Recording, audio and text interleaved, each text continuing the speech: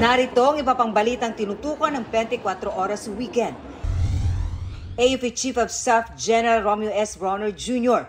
nakiramay sa mga naulila ng dalawang nasawing Navy pilot sa chopper crash sa Cavite City. 200 milyong pisong pondo inilaan ang pag-ibig para sa pambansang pabahay para sa Pilipino program ng Administrasyong Marcos. Pag-aangkat ng domestic at wild birds mula Belgium at France na naunang ipinagbawal bilang hakbang kontra bird flu, pinayagan na ulit ng Agriculture Department. At 8 bagong munisipalidad, dagdag sa Special Geographic Area ng Bangsamoro Autonomous Region in Muslim Mindanao, matapos manaig ang botong yes sa plebisito sa Cotabato.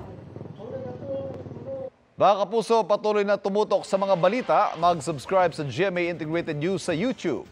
Sa mga kapuso abroad, samahan niyo kami sa GMA Pinoy TV at www.gmanews.tv.